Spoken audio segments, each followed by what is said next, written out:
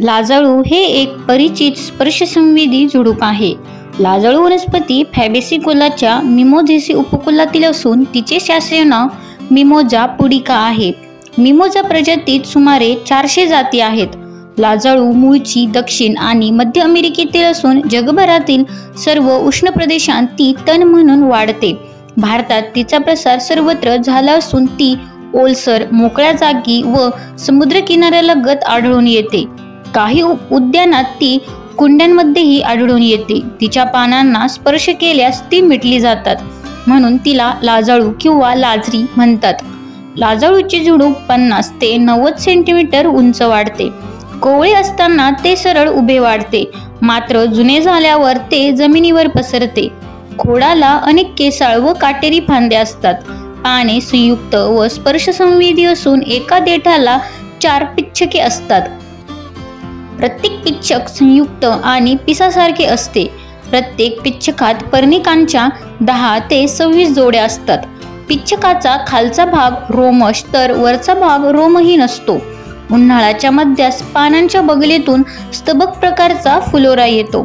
फुलोरा लालसर, गोलाकार व 6 ते 8 मिलीमीटर व्यासाचा असून त्यातील फुले सूक्ष्म, लालसर, बहुतेक द्विलिंगी व चतुर्भागी असतात. शेंग चपटी व वाकडी असून त्यात 3 ते 5 दोन्ही बाजूंनी फुगीर असलेल्या बिया असतात. लाजाळू शीतल व चवीला कडू असून शरीरातील कफ तसेच पित्त विकारावर गुणकारी आहेत. तसेच ती मूळव्याध व कावीळ यांवर गुणकारी असते. तिच्या मुळाचे आणि पानांचे चूर्ण मूळव्याधीवर देतात.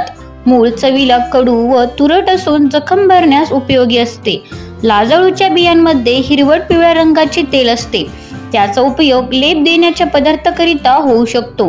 पानांत मिमोसिन नावाचे विषारी अल्कलाइड असते. ते कर्करोग पेशी पसरण्यास अटकाव करत असल्यामुळे पाने कर्करोगावर वापरता येतील का यासंबंधी संशोधन चालू आहे. लाजाळूची स्पर्शसंवेदी पाने हवेच्या झोताने, नुसते हलविल्याने किंवा हात लावल्याने मिटतात. हा वनस्पतींच्या हालचालीचा एक प्रकार असून त्याला कंपकुंचन म्हणतात. वनस्पतीच्या एखाद्या भागात असलेल्या स्पर्शसंवेदी पेशींपासून निर्माण झालेले उद्दीपन दुसऱ्या वेगळ्या भागातील प्रतिसादी पेशींना वेगाने पारेषित करण्याच्या वनस्पतींच्या क्षमतेवर हे कंपकुंचन अवलंबून असते. लाजाळूची पाने याच आविष्कारामुळे मिटली जातात. स्पर्शसंवेदी वनस्पतींमध्ये प्रत्येक पर्णिका व देठाच्या तळाशी सांध्यांप्रमाणे संरचना असते. या संरचनेला स्थूलाधार म्हणतात. हा भाग मुलोती पेशींचा बनलेला असून या पेशी आकाराने मोठ्या व पातळ भित्तिकांच्या बनलेल्या असतात.